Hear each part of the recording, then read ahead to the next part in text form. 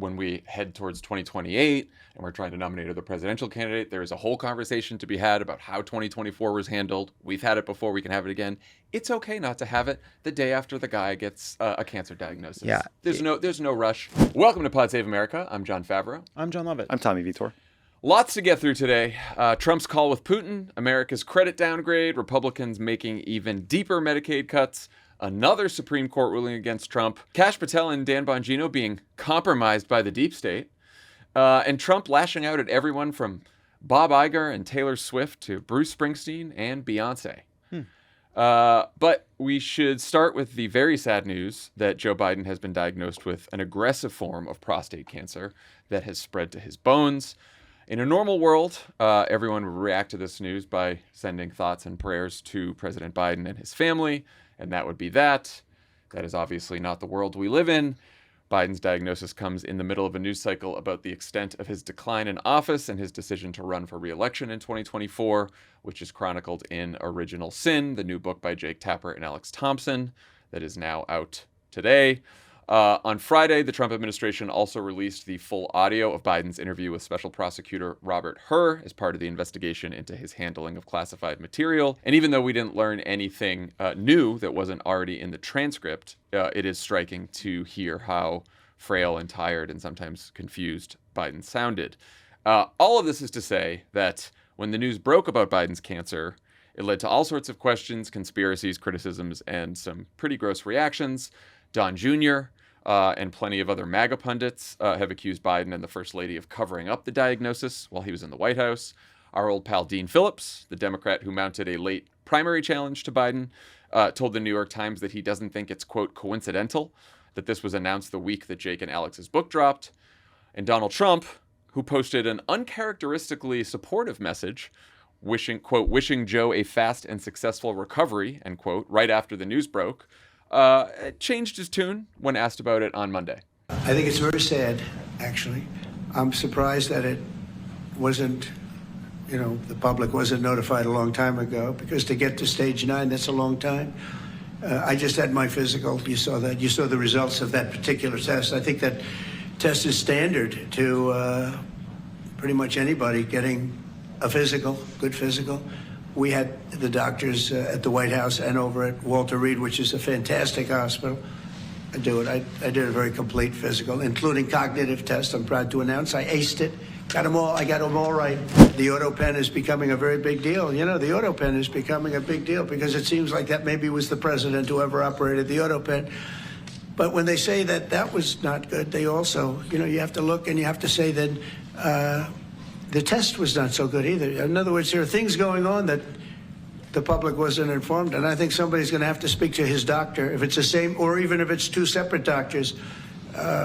Why wasn't the cognitive ability, why wasn't that discussed? Just a great topic to riff on there. Just sad and terrible all around, guys. Do you think you get hazard pay for being the military doctor has to put a finger in Trump's butt? That's how complete the physical is. Wow. It would be part of it. Wow. There is, of course, no stage 9. It's stage 4. It was a Gleason score of 9. But, we won't nitpick Trump's statement there. Details. All right, guys, what are your reactions to both the news and the fallout so far? I already talked. You can go. Sorry, no, go ahead. Yeah, look, obviously it's scary and awful for his family, and I hope the treatment's effective. And I also hope the story pushes other men to get prostate exams because it's very important. I think days like this are when you wish social media never existed and didn't currently exist, right? You get the narcissist sort of saying the shittiest things they can imagine to make it about themselves and then argue with people. You have the instant experts. We got half of Twitter. We have the amateur oncologists who are certain they know how to interpret the diagnosis. And then you have the conspiracy folks who I would include our president, I guess, who are trying to decide if the diagnosis was covering up the Hur report or the Tapper book, but they're positive it's a cover-up of something.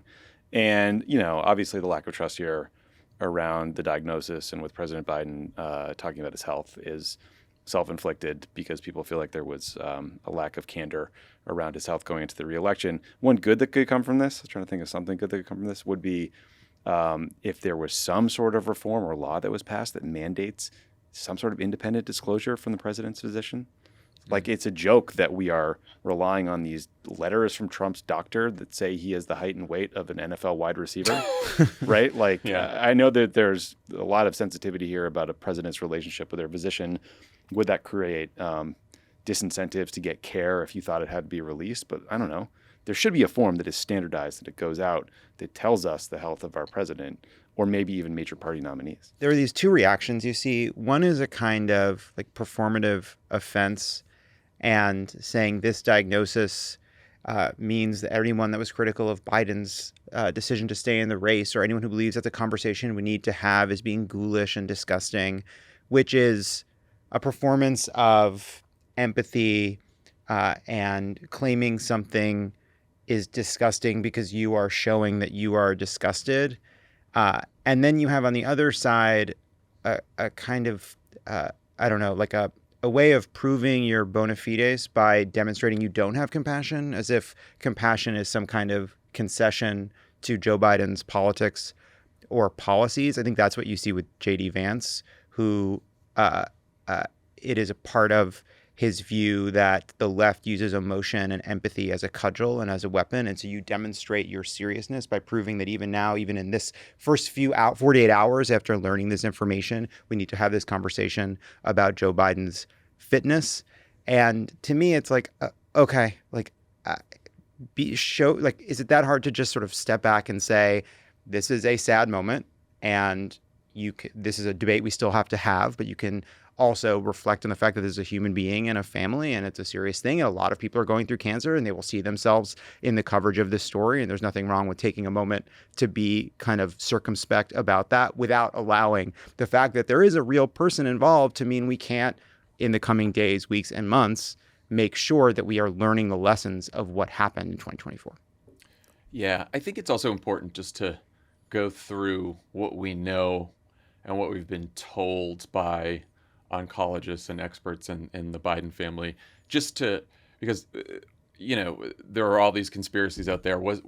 Did he have the cancer? Did they know about this diagnosis while he was in the White House? Right, that is a question a lot of people are asking, and some people have just decided that he obviously did. Right, on the right, Zeke Emanuel, who's Rahm's brother, and was a Obama-Biden administration official. And it specializes in breast cancer, so he's an oncologist, though not prostate. He's like, oh, there's no doubt that a cancer this aggressive has been there for a while, and that Joe Biden had it while he was in the White House. Well, that can be true, but also he could not have known about the diagnosis. And in fact, men over 70 often don't get the prostate exam. They just don't test them for that. Partly because, they're getting up in age, and if they find one cancer, then they might have to treatment, and the treatment may be worse. There's a whole series of medical explanations. Benjamin Mazur, who's a physician, wrote in The Atlantic today. He said it's not surprising, he said, that this happened because many cancers are just discovered out of the blue. We talked to someone, our producer has a friend who's an oncologist at Sloan Kettering, who said, yeah, they just wouldn't have tested for that. Now, you can ask, well, he's the president of the United States. Why wouldn't they have tested him for that? But it's not completely surprising. My view on all the discussion of the diagnosis is I'll pass. I don't know. And I'm not going to judge. And I'm not asking you to take the White House's word for it. And I'm not asking you I'm not trying to disabuse anyone. I just think, like, if Biden was trying to spin away damaging reports about his health, I'm not sure releasing a cancer diagnosis would be the most effective tactic. I think people should just investigate that theory of the case. Yeah, I want to say that, I mean? I have no idea either, right? Like, nothing at this point would surprise me about anything. But you just have to, think to yourself. It's a little illogical. Yeah, so the nodule was found 6 days ago. There were reports about that. It was last week that there was a nodule, and they were going to test further, right? So they released the information that there was a nodule found in an exam. Then 6 days later, they had the biopsy, and they gave us the results. Also, remember, I forgot about this, but in February of 23, he had a cancerous lesion on his chest. He had a basal cell carcinoma that was removed, and that was immediately, released and told everyone. So I don't know why you would cover up your cancer diagnosis to keep serving as opposed to just getting treatment right away for your aggressive cancer. Yeah, I would want treatment. It also sounds like the White House is trying to use this as a pretext to invalidate things that Yes. Joe Biden did, because they're suggesting that having undiagnosed or diagnosed prostate cancer means you thus use the auto pen more often. He's just using it as a hook. Exactly. He's using it as a hook to Exactly. get back to his claim that, worst case, right? Let's say we learn actually Joe Biden was diagnosed with cancer and didn't tell anybody, and that's terrible. That doesn't make him more or less fit to do the job. While, I mean, it would certainly be an indictment on his decision to run again, but it would have absolutely nothing to do with whether or not he was corpus mentis in signing the documents. Right. But this is why you have to just dig like an inch into this before you're like,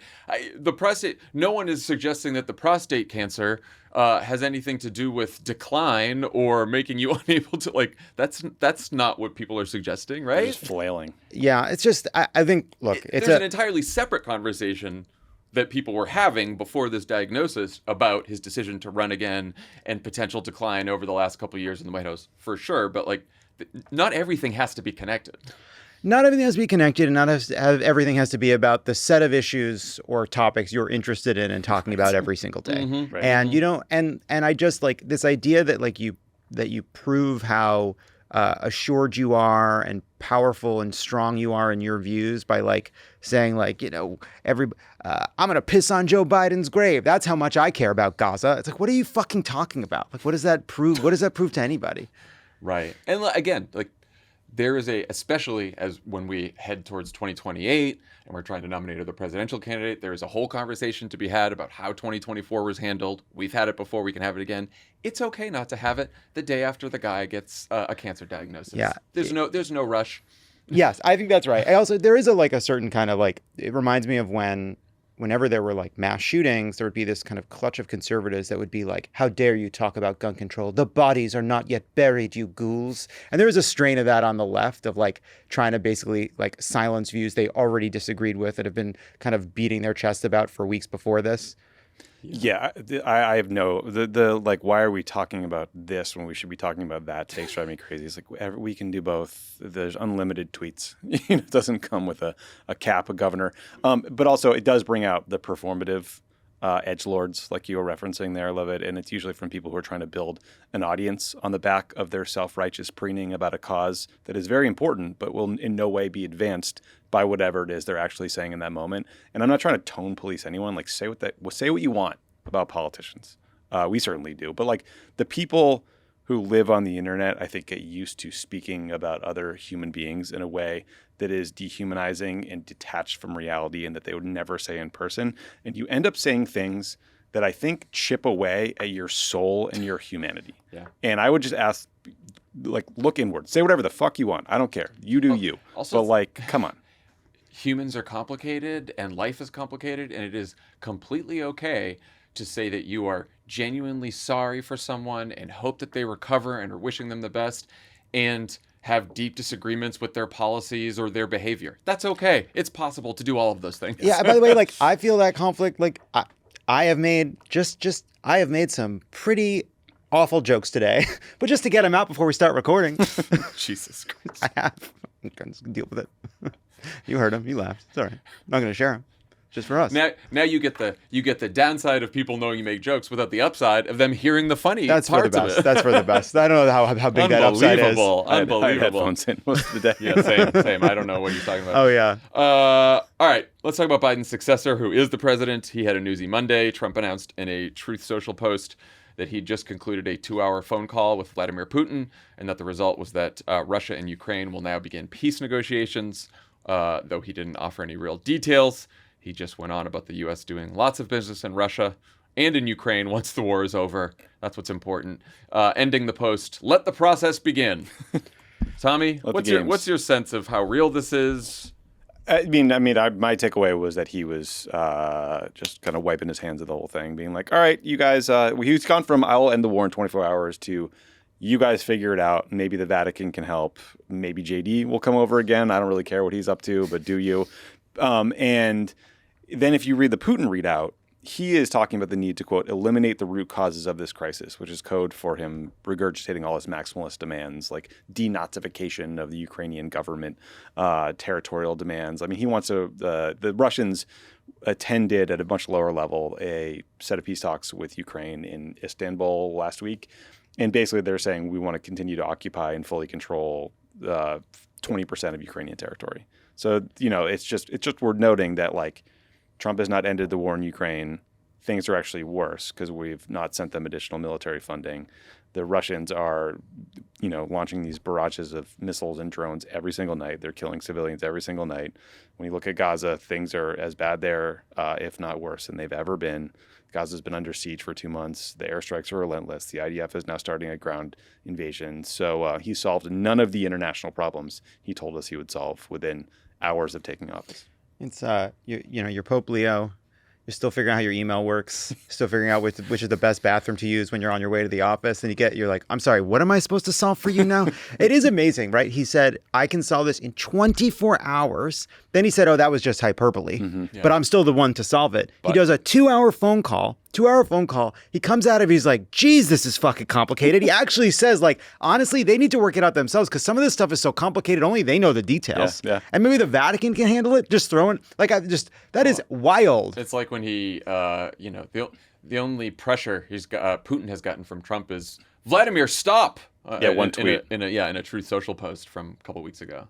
That I don't know why Putin would really change his behavior. Yeah, it's dark. Ugh. And just the other part of it too is that, right, there's a war that Vladimir Putin started. The only reason Ukraine has been able to survive is because of U.S. backing. Donald Trump is not saying that the U.S. will continue to support Ukraine until there's peace. He's not saying anything to show that he would have Ukraine's back. That's a great sign for Putin, who's now making these outrageous demands. So he's just giving up the game and walking away. Do we think the fact that Zelensky and J.D. Vance met without J.D. Vance screaming at him at the Pope's inaugural mass is a good sign? Maybe. I kind of doubt it, though. I mean, I do think they're going to walk away. I mean, Marco Rubio has been saying this for a couple of days. It's like, if they won't, get serious and start these talks, and we're just going to move on to things that are more important. It's like, well, have you tried pressuring both sides and not just the Ukrainian side? That might help things. Vance also called it, I think it was on the plane today, he called it Biden's war, which is, I think, a really dispiriting sign. Yes. Certainly one thing you can't pin on Biden. Today's presenting sponsor is Simply Safe Home Security. From global conflicts to economic uncertainty, can feel like every day brings another unsettling headline. That's for sure. Mm-hmm. While we can't control the world outside, we can take control of our own security. Simply Safe provides 24/7 protection, so no matter what's happening in the news, you can always count on peace of mind at home. I set up a Simply Safe, really easy to do, works great. The technology is really reliable. The customer support is really reliable. Does make you feel very confident and protected. With Simply Safe, millions of Americans enjoy the new standard in home security and greater peace of mind every time they arm their system. When heading out in the morning or when locking up each night, traditional security systems only take action after someone has already broken in. That's too late. Simply Safe's Active Guard outdoor protection can help prevent break-ins before they happen. If someone is lurking around or acting suspiciously, those agents see and talk to them in real time, activate spotlights, and even contact the police, all before they have a chance to get inside your home. No long-term contracts or cancellation fees. Monitoring plans start affordably at around $1 per day, 60-day satisfaction guarantee, or your money back. Visit simplysafe.com/crooked to claim 50% off a new system with professional monitoring plan to get your first month free. That's simplysafe.com/crooked. There's no safe like Simply Safe. Pod Save America is brought to you by Tommy John. Our dads deserve the best. More than one day a year, but especially on Father's Day. And you know what your dad wants you to think about one day a year? Him and his underwear. How good he looks, how good he feels, how breezy, how silky and luxurious the proprietary Tommy John fabrics are. I know it's a good day when I have my Tommy Johns on. I feel confident all day long in underwear that are breathable, lightweight, and comfortable. Get the support you've been looking for with underwear that won't ride up. Tommy John has up to 4 times more stretch than competing brands, but they won't stretch out. Best of all, you can buy them risk-free with their money-back guarantee. Elevate your essentials with Tommy John today. Look, Tommy John's great underwear. Here's what you should do. Go into your drawer, take all your old underwear, throw them out. You know it's in there. You know what you're looking at. And replace them with Tommy John because they're better and they'll last forever. And they won't get all stretched out and not fit anymore. Shop TommyJohn.com/crooked. Go right now for 30% off site-wide. Save 30% off at TommyJohn.com/crooked. See site for details. It's a big week for the Trump Republican plan to make America poor again. On Friday, Moody's became the last of the big 3 credit firms to downgrade the U.S.'s credit rating, citing our country's rising deficit. Collect them all. Fitch, we got the Fitch downgrade. We got the, what was the other one? Anyway, there's one more rating agency that I'm forgetting. Anyway, all three. We have all three have downgraded us. Nice. This news followed the comments from Walmart's CEO in an earnings call that Trump's tariffs would force the retail chain to raise prices. That did not go over so well with Trump, who demanded that Walmart, quote, eat the tariffs, in a Truth Social screed where he warned the company, quote, I'll be watching, and so will your customers. All of which sounded very much like the threats Trump has made against companies like Amazon and Mattel. Treasury Secretary Scott Bessent hit a couple of the Sunday shows to try and clean things up. Walmart will be absorbing some of the tariffs. Some may get passed on to consumers. If we go back to your initial question on the Moody's downgrades, who cares? Qatar doesn't, Saudi doesn't, UAE doesn't. It's Standard & Poor's is the third one. Standard & Poor's. Thank you, Tommy. Google. Anyone want to wade into whether any of these credit ratings are in fact a big deal? Look, we've obviously revealed ourselves to be experts. Okay, go on. Sorry. Say we went through something similar in the Obama administration in 2011. Yeah, I think we've revealed ourselves to be experts on it. Look, it's what the impact is of a specific ratings downgrade. Like, it's not a surprise that the House Republicans are on a path to dramatically increase the deficit, or that the United States has become the world's richest basket case. So it's like, are they really telling people anything they didn't know about whether or not the U.S. is a reliable country to lend money to? But I do think it's part of a bigger problem, which is Donald Trump is just spending our credibility. He's just spending it. And we have some protection from the fact that we are an incredibly wealthy country, that we have a lot of goodwill, that we have a lot of countries that have trusted us for a long time, and it's very difficult to unwind a relationship with the United States in a variety of ways, whether you're a business or a country, but it's imperiling us in the long term. And I think we talk a lot about the chaos that Donald Trump has caused and the volatility that Donald Trump has caused, but what we're seeing Republicans do right now is the same thing that they've done for decades, which is clamor about deficits, clamor about debt. Well, but when they get into power, they pass massive tax cuts. They don't want to pay for them, and they leave the mess for others to clean up in the hopes that it forces cuts to government spending by more responsible people that'll come later. And what this downgrade says, what a lot of experts say, is there's only so long you can do that. You can't do that forever. We are not in a financial crisis right now. We are not in a moment where we need the government to spend a vast amount of money to prop up the economy in an emergency. But that could come.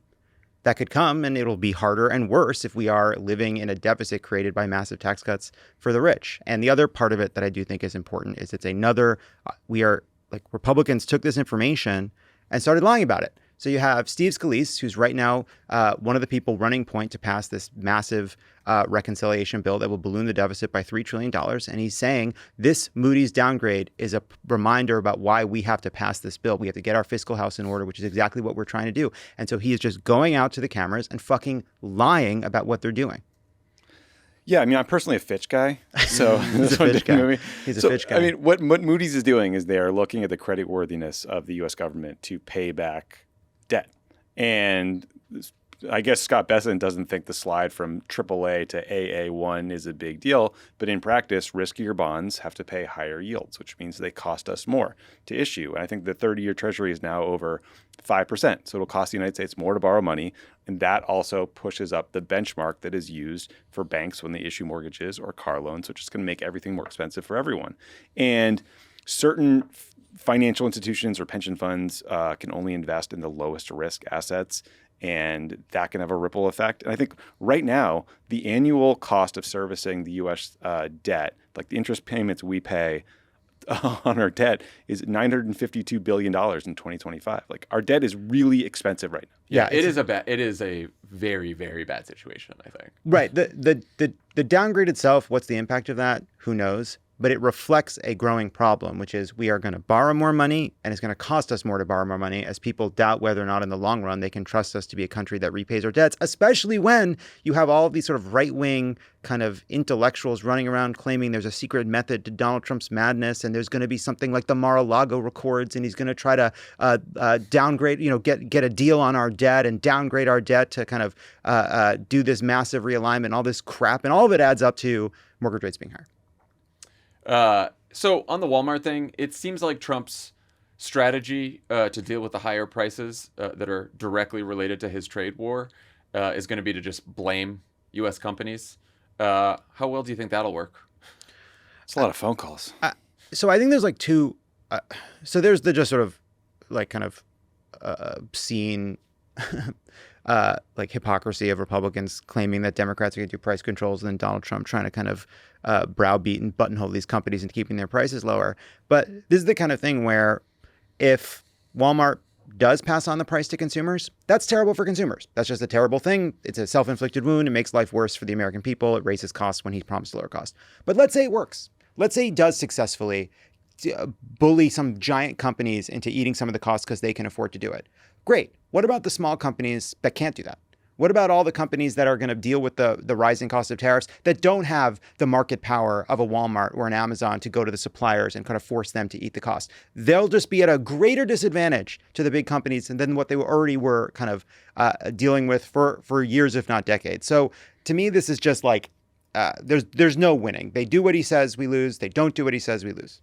It just seems completely impractical. I mean, you can't do this every time someone has to increase a price of something because of a tariff. Like, what are you talking about? Also, I saw people suggesting that what Trump is doing here is the same as what Democrats were saying during COVID about companies price gouging. I was waiting for someone to make that point. I hadn't seen that. I saw it everywhere. And I was like, waiting for that. Except, guys, in this case, the government took an action, in this case tariffs, that is causing prices to go up. And Trump is saying, okay, you eat the costs, Walmart or whatever. Whereas during COVID, prices went up because of supply chain disruptions.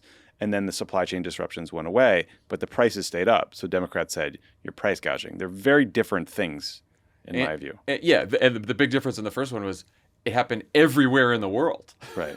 And this is just solely due to Donald Trump, who, by the way, I remember hearing from him and everyone in the administration that tariffs are not taxes on anyone in the U.S. Tariffs are just about hitting China with tariffs or hitting other countries and that are ripping us off, and they're going to have to pay, and these other countries are paying us so much.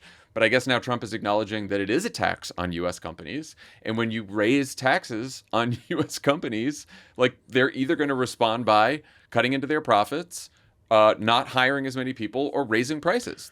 Or probably some combination of all three of those. Yeah, things. the suppliers will bear some of the costs. The companies like Walmart will bear some of the costs, and consumers will bear some of the costs. What's the ratio going to be? I don't know. That's what Besant's basically admitting, that that's the only way that this can go. Yeah. And we don't know how it will shake out. Do I think it's probably a little bit effective for Donald Trump to kind of yell at these companies? Probably. But somebody's going to pay. Like, it's going to happen. Yeah, and I think for, like, in terms of voters, I don't think that voters are suddenly going to be like, oh yeah, Walmart's really screwing us right now. Like, everyone knows about the trade war. Trump has made it his signature economic policy, and he has the power to lower the prices by ending the tariffs. I don't remember Joe Biden getting a lot of largesse when prices were up because of a once in a century global pandemic. Yeah. People hold the administration are accountable for the economy. Full stop. But also, I think this became public because the CEO or someone at the company said it during an earnings call. Yeah, CEO right? did, yeah. Right. So the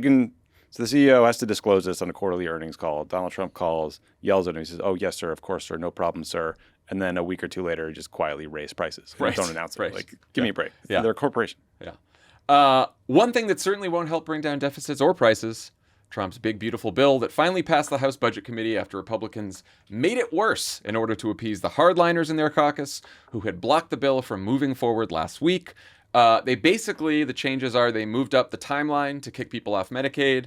They increased some fees for people on Medicaid, and they cut even more clean energy investments that Biden had passed and Democrats.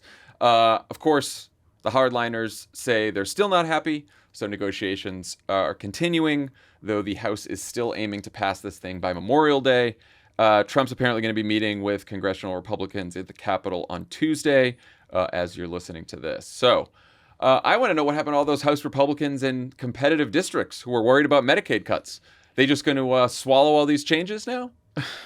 They should remain worried. I mean, there's a CNN poll the other day that 76% oppose major spending cuts in Medicaid. That includes 79% of independents and 55% of Republicans. And the reason is 62% of Democrats and Republicans were on Medicaid or knew someone close to them who were on Medicaid. It's a very personal thing for people. Yeah, 4 Republicans voted present which would be enough Republicans to sink it. Those are the hardliners, but those would be enough to sink it on the House floor. Right now, it is like you had Massey posting earlier today about just how much this adds to the debt. He's saying it adds, I think he said 10 trillion. It's like that's double even what the estimates would be if you fully extend it, but whatever. The fact that it's $3.3 trillion in deficits before you add what happens if you extend the provisions they sunset, which means they've written this bill to claim it only adds over $3 trillion to the debt over years.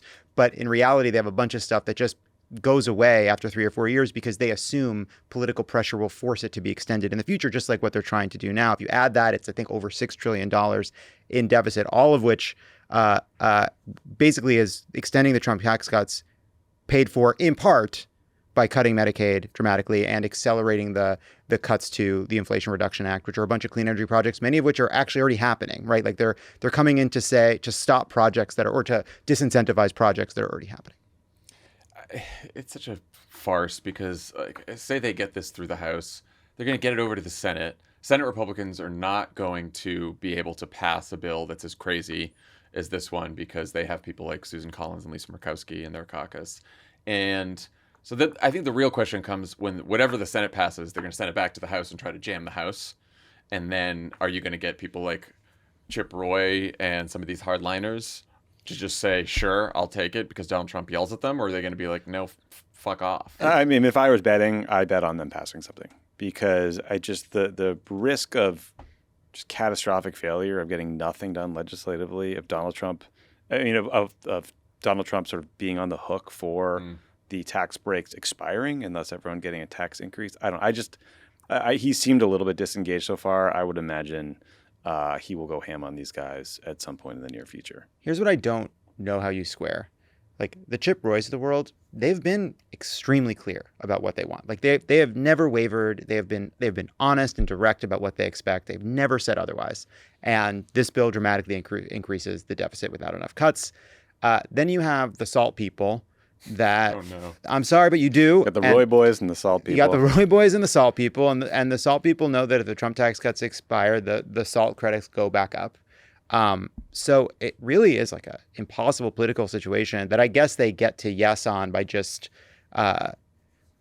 creating a bunch Ramming more. it down I their guess yeah, throats. ramming down their throats. But what I don't understand is I can see how you can get yeses from the moderates by basically having it balloon the deficit more, right? Like that's how you get them. You get rid of some of the negative politics around Medicaid and some of these other cuts, and you can get them back. I just don't know how you get enough of the right wingers back. That's what I don't understand. Yeah, I don't either. And they're just going to be taking heat from a bunch of people on the right who are saying this is going to add trillions to the deficit. And then Democrats who are going to rightly be saying millions of people are going to lose their health insurance so that you can give, make sure that people with estates over $30 million can pass on their estate tax-free to their heirs.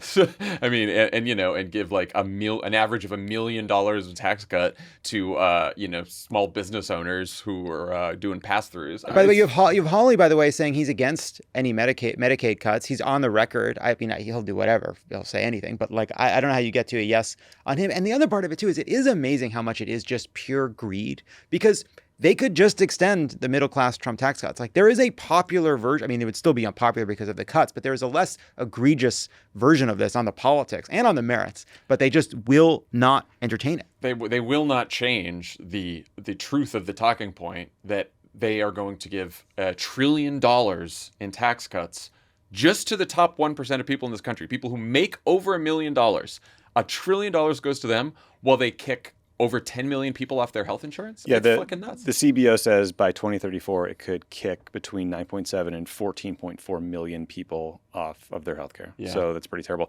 And also this bill, like these guys, when they get a tax bill in front of them, they just can't help larding it up with whatever special interest bullshit came before them, right? So only 10% of tax filers actually itemize their deductions, but they're loading this thing up with new deductions, including $1 billion tax break for gun silencers. very important. There's an up to $10,000 deduction for car loan interest payments available to people who buy cars, vans, campers, RVs, ATVs, and motorcycles. And then Gotta there's get the ATVs in there. This was a Trump campaign promise, I remember. and then there's a multinational corporations could get an $800 million tax cut on income in the Virgin Islands. So lots of good stuff in here for everybody. If you want to help put pressure on those Republicans with tough races in 26 who will be voting on the bill, sign up for Vote Save America. You can go to the website. We have plenty of opportunities for people to get involved. Very important. All right, quick update on Trump's war on the Constitution and due process. On Friday, the Supreme Court extended its hold on the administration's use of the Alien Enemies Act to deport people without them being able to challenge their removal. Only Thomas and Alito dissented on process grounds, but the decision affirmed that even undocumented immigrants have due process rights. And one of those rights is being given sufficient warning. Here's a key quote from the ruling. Quote, notice roughly 24 hours before removal, devoid of information about how to exercise due process rights to contest that removal, surely does not pass muster. Trump responded with a Truth Social post in all caps saying, the Supreme Court won't allow us to get criminals out of our country. He also reposted a suggestion from one of his advisors, Mike Davis, saying that the Supreme Court's ruling is, quote, illegal, and that the president should, quote, house these foreign terrorists near the Chevy Chase Country Club with daytime release. That is a country club in Maryland where both John Roberts and Brett Kavanaugh belong. So the court is... No bad ideas in the brainstorm. The court isn't stopping Trump from deporting criminals or deporting any non-citizens, so long as the administration follows the law and provides due process. Why do you think that Trump and Stephen Miller and Mike Davis and the rest of the goons just continue to lie about that? So the Cato Institute, it's not a bunch of squishy libs over there, pretty conservative organization. They published a review of the 240 or so Venezuelans the U.S. sent to prison in El Salvador. They found 50 of them came to the U.S. legally, never violated any immigration law, but were sent there anyway. And I think that speaks to the reality of the MAGA immigration project, which is to get rid of legal immigrants, people welcomed here as refugees, people seeking asylum, people granted TPS, because it's not about gangs, it's not about bad apples, it's not about people who broke the law. The policy is that white people from South Africa can come and be refugees and everyone else has to go home. And all of this rhetoric is an extension of that. Yeah, it's the fact that like they could pursue, under what the court has already said, what every district and circuit court has already said, a plan of mass deportations. They want to force this specific issue. Steve Bannon has been talking about this. All these guys are talking about. They want to force the constitutional crisis. They want an opportunity to violate a Supreme Court order. Who knows? But it seems to me to be in service of some kind of a round of deportations that allows them to grab tens of thousands, hundreds of thousands of people without them ever seeing a judge, without them ever having to deal with the ramifications of it. That I don't know how else you can make sense of it other than to think that that's where they want to take us. Yeah, there were a lot of calls again for what Stephen Miller suggested last week, 2 weeks ago, I can't remember, suspending habeas corpus. Mike Davis was tweeting about this because he was on he was on the War Room with Steve Bannon, and they were both talking about specifically they should do it. The administration's got to do it right at the end of June when the Supreme Court justices, after they go home for a couple months, and let's suspend habeas corpus in this country. Did you guys see that LA Times story that had more details about the people who are going to get sent to Libya? So there was a Vietnamese construction worker who has lived in LA for decades with his wife and teenage daughter.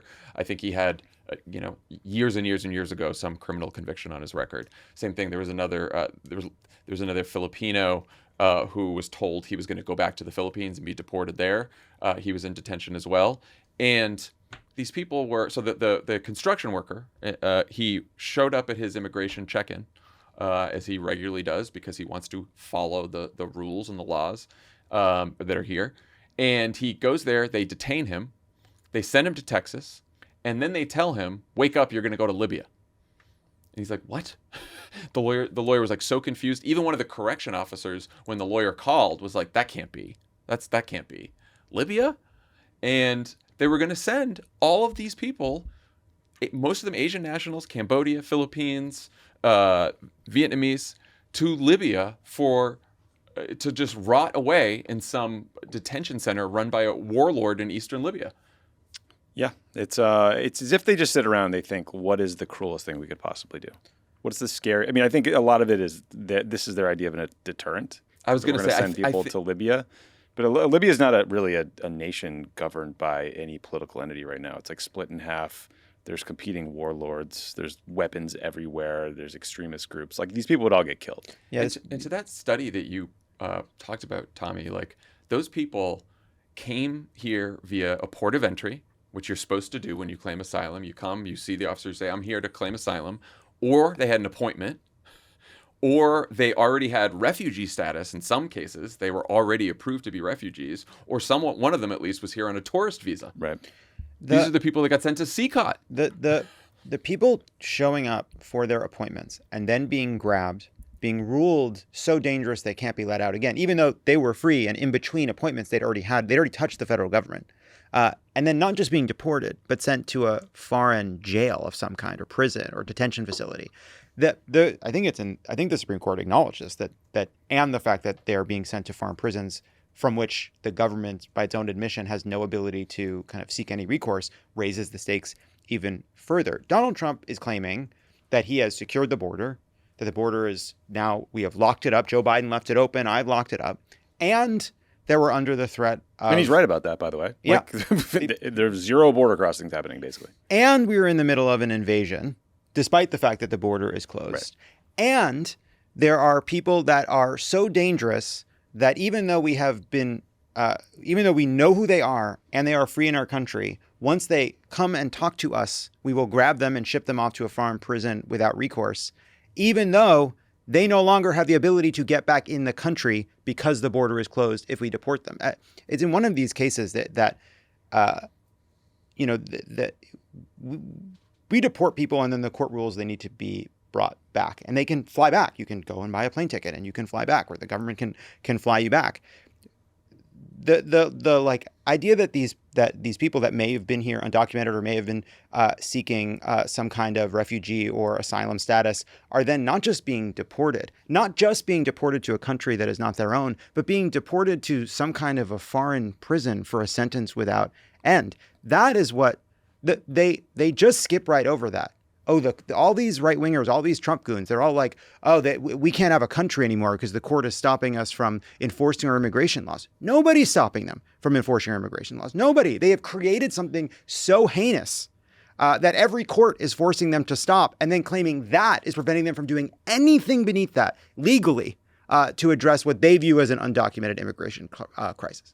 These prisons, by the way, like that people are tortured, beaten, sexually assaulted. It's horrific. Also, remember that we're also apparently, the Trump administration's plan is to send 1 million Palestinians in Gaza to Libya. Right. Oh, yeah. Relocate like the entire Gaza Strip. So I saw a report that in terms of like population proportion, that would be like relocating 40 or 45 million people to the United States. Like, it's completely unworkable. There's no infrastructure. There's no way to take care of that number of people. But this is a serious plan that's being considered. Now, it's been rejected by, there's like a Western government in Tripoli, and then there's an Eastern government run by this warlord. They're both like, no, this is crazy. We're rejecting this idea. But the Israelis seem down to do it. And of all the people that they're sending to these prisons from here, the right wing is like, well, but they're all terrorists or gang members. It's like, says the Trump administration without ever proving it in a court of law. They do not offer any evidence. They do not go see a judge. They don't do any of these things. They just say, we say that they're terrorists. We say that they're gang members. And of course, there are some gang members. There are some criminals. There are some violent people that they are deporting in this country. And they use those deportations and those stories to say, like, well, that means it's everyone. And of course it's not. And they've just been caught in so many fucking lies. Like the spokesperson for the Department of Homeland Security, a job that in many cases would be one where in a serious crisis would need to tell you information about what is happening, is a fucking liar. Yeah. She just lies all the time from that podium. We've been caught over and over again. They've lied about Andrea Hernandez Romero. They have lied about all of these people. So you can't take them. Forget not proving it. They are lying about it. They don't care about the truth. Yeah. The Supreme Court did rule in Trump's favor on another immigration issue Monday, the administration can proceed for now with revoking temporary protected status, TPS, for Venezuelans here legally, putting nearly 350,000 more migrants at risk of deportation. Only Ketanji Brown Jackson dissented on that one. But the administration's rationale for invoking the Alien Enemies Act to quickly remove Venezuelans who the government says belong to the Tren de Aragua gang is really falling apart. Last week, Tulsi Gabbard fired the 2 members of the National Intelligence Council who wrote a report that concluded the government of Venezuela is not directing the activities of Tren de Aragua, meaning it's not an invasion, meaning Trump can't invoke the Alien Enemies Act. The New York Times reported that after the report was leaked, one of Tulsi Gabbard's top aides asked the National Intelligence Council to, quote, rethink its analysis and issue a new assessment. But their assessment didn't change, so Gabbard fired the 2 top members of the National Intelligence Council, with the stated reason being that she's trying to end the, quote, weaponization and politicization of the intelligence community. Not sure she nailed that one. That sounds that's an interesting way to stop weaponization, huh? Yeah, and this is some of those brazen politicization and interference in the intelligence community since the Iraq War. I mean, remember, the Iraq was Dick Cheney and his goons cherry-picking intelligence that fit the narrative they wanted to sell about Iraq having WMD or whatever, and that meant elevating intelligence that we believe with low confidence and presenting it as dispositive while downplaying dissenting opinions. This is her having her person be like, hey, I know you said you think this, but what if you thought that? And when they disagreed, they fired them. Like, that is, I don't know. It's like a new level of shocking. And also, Laura Loomer was behind this one. Laura Loomer tweeted on April 20th, the NIC senior official should be fired. And then it happened. Remember, Laura Loomer is this right-wing freak who chained herself to the Twitter offices in New York City and was wearing a Star of David because she said she was being persecuted like the Jews during the Holocaust. I just, the United States is not currently under invasion by Venezuela. I just think that's a kind of, the words have meaning. Like, the Tren de Aragua, I think if we have gang members that are committing violent and terrible crimes in our country and are here illegally, they should be arrested and deported, of course. But the word invasion, it has meaning. We're not being invaded. We're not being invaded. Like, you get dancing on the head of a pin here. Like, well, technically, if we can prove that someone in the Venezuelan government is in contact with someone from Tren de Aragua, then we can call it an invasion. It's ridiculous. The Supreme Court hasn't yet ruled on the whether it's appropriate, whether it's lawful for Trump to invoke alien enemies. They keep pushing that off. In the latest ruling, they basically kicked it back to the Fifth Circuit to tell them to rule, and then it will come back to the Supreme Court at some point. This Tulsi stuff, the intelligence, this is if their case wasn't great before the administration's case on Alien Enemies Act, but this is going to really fuck it. But also, like, in the near term, this means it justifies the deportations of these Venezuelan migrants. What if Trump decides, you know what, we got to take the fight to Maduro? This invasion, we got to cut it off, we're at the head and invade them, right? Because remember, in the first Trump term, John Bolton famously went to the press briefing room with like a little note that was visible on his folder that said 5,000 U.S. troops to Colombia, where he was trying to like beat the drum of war with the Venezuelans. Like, Marco Rubio is very much on board with this sort of hardline anti-Maduro, anti-Venezuela worldview. I don't know, like it's just, it could get so much worse than this. And it's setting a precedent that no one in Congress seems to care about on the Republican side. Also, it may be lawful, at least that's what the Supreme Court ruled, that Trump can revoke temporary protected status for 350,000 Venezuelans, but it is an horrific policy. And imagine if you're in this country legally and you've been settling here because you were granted protected status and you have legal status and you're Venezuelan, and you wake up today and you realize, like, now I could be, and it's not just deported back to Venezuela, which would be bad enough. Who knows what these people will do with you? Who knows if you get sent to CICOD or you get sent to fucking Libya or wherever else? You had a DUI and suddenly you're in a detention facility without end. It is bad enough just from a human standpoint to revoke the status from people that are desperately fleeing political instability and violence. Revoking the status from Afghan refugees who were allies, who by many accounts would be basically facing death if they go back to Afghanistan. Revoking the status of those people who like worked with special forces, who worked with American troops, who risked their lives and helped our military. You're going to send them back while bringing in a bunch of fucking white South African refugees to kind of stoke the erogenous zone of your right-wing racist base. Is disgusting. And as with the U.S. government policy in Venezuela is like just to destroy their economy with as many sanctions as we can possibly layer on. So we're sending people back. There's no life you can build for yourself in Venezuela if you're trying to get a job. If you're an asylum seeker, if you're seen as a political dissident, you will face persecution, violence, or just economic destitution. Yeah. Pod Save America is brought to you by Z-Biotics Pre-Alcohol. Let's face it, after a night with drinks, I don't bounce back the next day like I used to. Got to make a choice. Either have a great night or a great next day. That is, until I found pre-alcohol. Z-Biotics Pre-Alcohol Probiotic is the world's first genetically engineered probiotic. It was invented by PhD scientists to tackle rough mornings after drinking. Here's how it works. When you drink, alcohol gets converted into a toxic byproduct in the gut. It's a buildup of this byproduct, not dehydration, that's to blame for rough days after drinking. Pre-alcohol produces an enzyme to break this byproduct down. Just remember to make pre-alcohol your first drink of the night. Drink responsibly, and you'll feel your best tomorrow. I love Z-Biotics. John Lovett loves Z-Biotics. Huge fan. You just take it right before you start throwing them back, and you have a nicer day the next day. Took one It the really other is night great. before this guy next to me made me a pretty stiff martini. You know, I don't know what went wrong on those martinis. I noticed. I really, and I was like, And you know I like to drink. I know, and Ari was like, these weren't good, and I don't know what happened. I think I got cocky. I tried to make too many at once, and the ice melted. It's okay. I needed more ice. I appreciate your hosting. Yeah. Anyway, I felt great the next day because of Z-Biotics, because I remembered to take it before I left the house. Summer's almost here, which means more opportunities to celebrate the warm weather before that backyard barbecue, brew, glass of Pinot, watching the sunset at the beach, or cocktail by the campfire. Don't forget your Z-Biotics pre-alcohol drink. Drink one before drinking and wake up feeling great and ready to take on the next day and all that summer has to offer. Go to zbiotics.com/crooked to learn more and get 15% off your first order when you use Crooked at checkout. Z-Biotics is backed with a 100% money-back guarantee, so if you're unsatisfied for any reason, they'll refund your money, no questions asked. Remember to head to zbiotics.com/crooked and use the code Crooked at checkout for 15% off.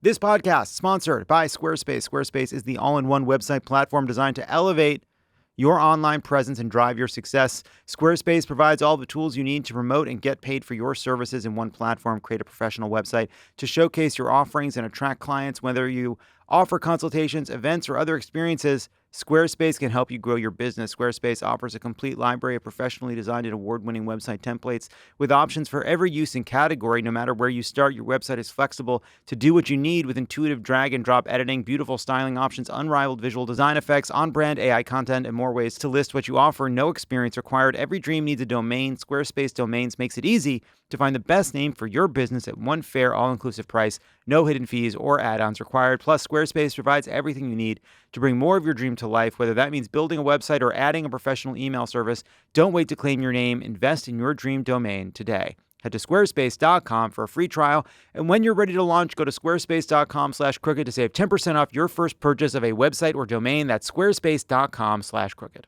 Speaking of people whose job it is to keep us all safe, FBI Director Kash Patel and Deputy Director Dan Bongino, what a duo, sat down on Sunday for a Fox interview where they made clear that they've been compromised by the deep state.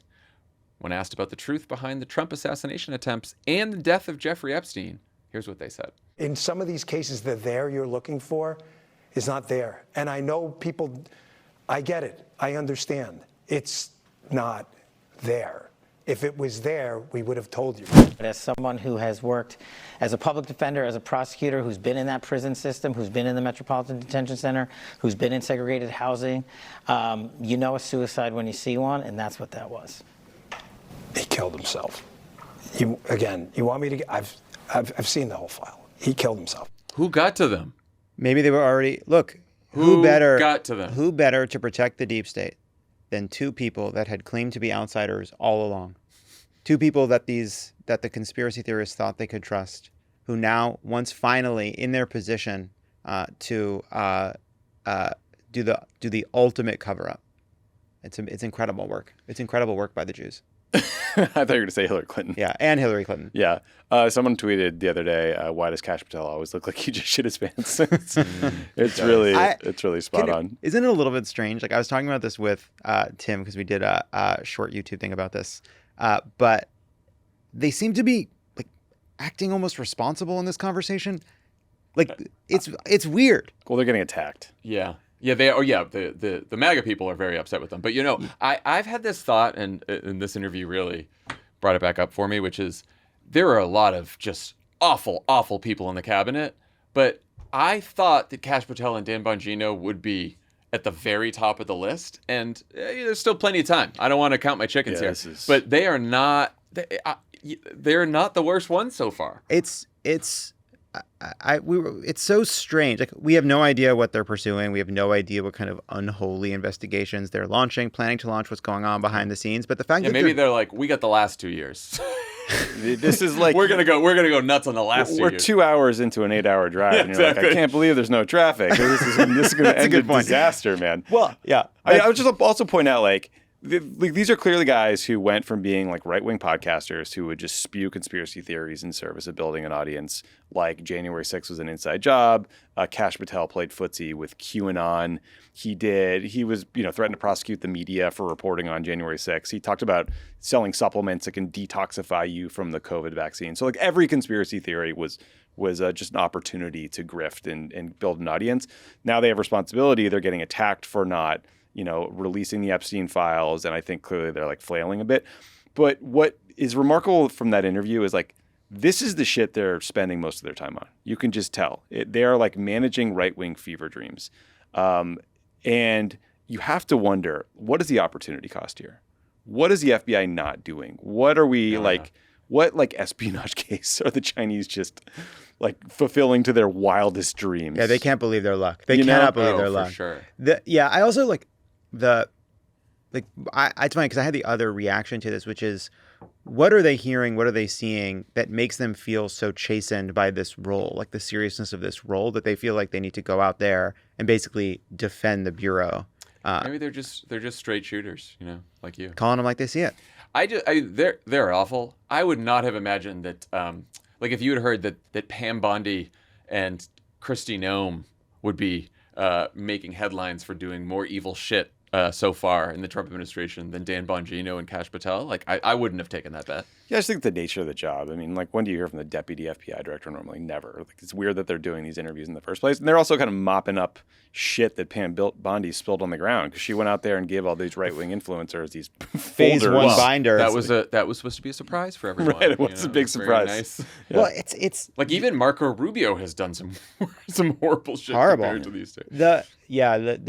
It's turtles all the way down with these people. So Trump over the weekend just reposted this conspiracy video from 2016 the Clinton body count of the Clinton body count of all the different Hillary Clinton. I don't know if you, dear listeners, a surprise to me as it might be to you, one of the most prolific serial killers, basically. Just a spree for decades. And I wonder if he posted that. It's like the conspiracy theory version of his Medicare EO, where he's like, he knows he's about to see, he knew that Dan Bongino and Kash Patel were about to say that Epstein killed himself, so he needed to get out in front of it and put out some fucking fringe conspiracy content about Hillary Clinton, because there's just no there. He's doing interviews where he's talking about how I'm putting out the RFK file, I'm putting out the JFK file, I'm putting out the MLK file, I'm putting out the alien file, but there's no there anywhere. None of this is leading to the kind of grand, they're not coming to completion. The right-wing conspiracy theories they're not finishing, and Trump has just kind of been like edging these people for fucking a decade, and I think he genuinely doesn't know what to do. Right? Yeah. Isn't that right, couldn't Tommy? have said it better myself. He also has siloed communication channels where he's allowed to just chum the water over on Truth Social and then be like semi-normal in public. Yeah. No, I think that's another point too. I mean, I think there's still hope for Kash Patel and Dan Bongino from some of the MAGA base if they're disappointed, because they were also asked about January 6th, and specifically whether there were undercover FBI agents in the crowd egging people on, something that Kash Patel has mused about in the past. He seemed really excited to tell Maria Bartiromo that the Bureau is sending documents to Congress right now full of new answers on this. And then Bongino stepped in to kind of throw a little cold water on that, saying that when we do get information, everyone needs to remember the difference between an FBI agent and an FBI source. Just Dan Bongino, voice of reason again. Deputy Dan kind of Bigfoot and his boss there. Well, it's funny because when Bongino was being, when Bongino was, I don't know if it was during the hearing or when he was being interviewed about like his different role, he talked about how when you're a podcaster, it's one role, and I've had serious roles and it does like genuinely seem like he views them as like fundamentally distinct. What a world. Well, I mean, they do have a workforce, right? They have to go wake up the next day and work with a bunch of FBI officials and look them in the eye in meetings. And those are serious fucking guys that like don't suffer fools, that are probably pretty intimidating. Yeah, and I think everyone kind of gets captured by the building you work in to some extent. You go a little bit native in these jobs. And so what I think they're setting up is the fact that there were probably people in the crowd on January 6th who had been FBI sources. Yeah, there were. And the right-wing conspiracy theory has always been that the FBI sent those people out into the crowd and they told them, like, let's go do it. Let's storm the Capitol. And they were kind of like fomenting the violent part of the day. And the FBI is directly responsible for it in some way. And that's obviously not true, and it's never been the case. But they're kind of clearly alluding to that. And what they're trying to tell the audience is, be satisfied when what we tell you is that there were FBI sources in the crowd that day and not necessarily undercover agents. Yeah, well, there was I think there was an IG report, an Inspector General's report in 2024 about this. And I think there were around like 20 sources, FBI sources, who were in and around the Capitol that day. Including like the Proud Boy leadership. You're right. But there were like 3 or 4 that the FBI had asked to go there to monitor domestic terrorism. So I am sure that there are going to be things that had been in that report already that will be revealed as like it's suddenly new information and all that kind of shit. It's also so fucking stupid. It's not far from the Tren de Aragua thing. Like, oh, they're trying to find a connection to Tren de Aragua. We haven't been invaded by Venezuela. No report can change that. Okay, let's say there was. Let's say there was an FBI informant somewhere there on January 6th. If an FBI informant is standing next to you and he's like, hey, you want to go rob this fucking bank? You're not like, you're still robbing a bank. You still have to say no. If all your FBI enforcements were to jump off a bridge, would you do that too? Yes. It's not an absolution. I mean, we just apparently today they decided the Trump administration is going to give Ashley Babbitt's family $5 million. They're going to settle that. Taxpayer money. That's your money going to the family of someone who tried to break into the Capitol and injure police officers. Yeah, I suspect this will be similar to the Epstein case in that a lot of this information's in the public domain already, and they're going to repackage it. Yeah. Like if you talk to really the smart journalists who have really covered Jeffrey Epstein and his various horrific crimes and prosecutions, et cetera, over the decades, they'll tell you, like, there's not a little black book waiting to be released by the FBI. Like, a lot of this information has been in the public domain. It's been in court filings. It's been reported out by journalists. And people are waiting for a smoking gun that probably does not exist. Trump also spent a good chunk of his weekend posting time threatening a variety of public figures. He called Bob Iger and ABC News sleazebags and gave them a, quote, fair warning that, quote, they must not say that Qatar is giving me a free plane, because it's actually a gift to the Defense Department that Trump is taking with him when he leaves office. Yeah, it's actually Frankenstein was the doctor. That's what we're talking about here. Then on Monday, the president of CBS News, one of Trump's other targets, became the latest to resign from the network as CBS's parent company, Paramount, is moving towards a settlement with Trump over 60 Minutes, editing an interview with Kamala Harris. Trump's also threatening to investigate Kamala's celebrity endorsements, believe it or not. His claim is that Harris paid millions of dollars to Springsteen, Beyonce, Oprah, Bono, and others for their endorsements, which she did not. But Trump said he's calling for a, quote, major investigation, and that the endorsements represent, quote, an illegal election scam at the highest level. This all started last week after Trump posted on the way home from the Middle East, quote, has anyone noticed that since I said I hate Taylor Swift, she's no longer hot? Then after Bruce Springsteen criticized Trump from the stage during a concert in England, Trump called the boss a, quote, dried out prune of a rocker. Springsteen responded the next night with this. But in America, my home, they're persecuting people for their right to free speech and voicing their dissent. A majority of our elected representatives have utterly failed to protect the American people from the abuses of an unfit president and a rogue government.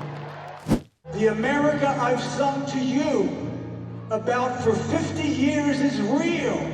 And regardless of its many faults, it's a great country with a great people, and we will survive this moment. Yeah, verdict's still out on that. Just checking, guys. Is it illegal to say that Trump got a free plane from Qatar or to run for office with celebrity endorsements? You think those are illegal? Good question. I wish I knew that before we did the Kash Patel segment.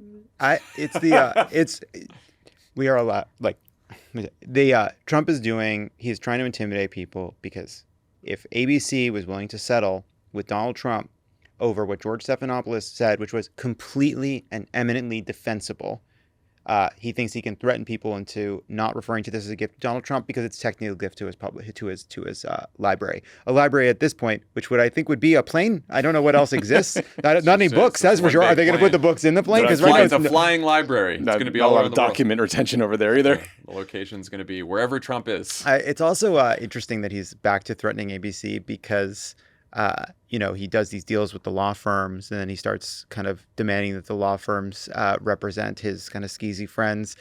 He does this deal with Columbia, then he tries to put Columbia under receivership. He's now back to threatening Disney, even though he did this sort of filthy deal with Disney. But at the same time, when he was in Abu Dhabi, he was talking about a great meeting he had with Bob Iger, where Bob Iger showed him the plans for Disney Emirates. I don't know what they're going to call it. So it seems to be like a carrot and stick thing with Disney. I like that he says Taylor Swift is no longer hot after she just wrapped up a $2 billion tour and had people turning into the Super Bowl to see her. That doesn't seem like it tracks. He really is just the most just casual news consumer. Whatever's just... I haven't heard much about Taylor Swift lately. Everyone must not like her. I mean, it's just, it's like whatever pops into his mind. He wraps up this whole trip in the Middle East. He's on the plane home. This is what he's posting. In the morning. And then he's like, I'm going to investigate. Why is he? Who cares? Why is he investigating Kamala Harris? You beat won. her. Yeah, you won. You beat her. What was Beyonce worth? Not enough. Not enough. He turns on the television in Palm Beach and he sees Clint Eastwood in Escape from Alcatraz. Next thing we know, we're sending federal officials back to Alcatraz to kind of reopen that bad boy. He's just riffing. He's just having a good time. Riffing. Okay. Before we go, just a few quick things. Mark your calendars on June 6th. Lovett and the Bulwark's Tim Miller and Sarah Longwell are hosting a big gay live show and fundraiser at the Lincoln Theater in D.C. Lovett, you guys tell us a little bit about the fundraiser. It's at World Pride. We'll be at the Lincoln Theater. We're raising money for the Immigrant Defenders Law Center, which represents Andre Hernandez Romero, who we talked about, and a bunch of the other people being held in El Salvador. All the proceeds will go to that organization. It's a serious cause, but it's going to be a very fun show. It'll be me, it'll be Tim, it'll be Sarah. It'll be a real test for her to see how many words can a lesbian get in edgewise. That's sort of the theme of the show. Drink every time Sarah gets to finish a sentence. But it's going to be really fun. We're lining up some great guests. If Tim and I can share a stage, and if a lesbian can share a stage with us, what can't we do? What can't we do together?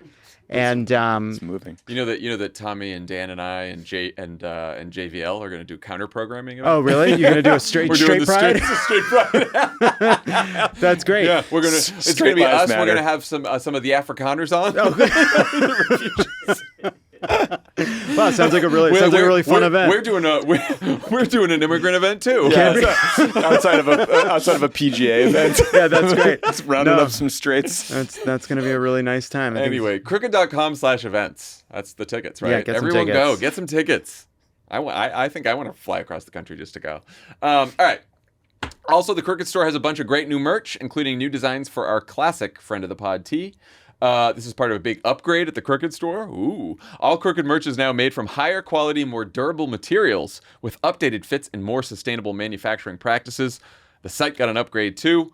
See the new site and grab a new friend of the pod tee at the same old URL, crooked.com/store. That's our show for today. Dan and I will be back with a new show on Friday.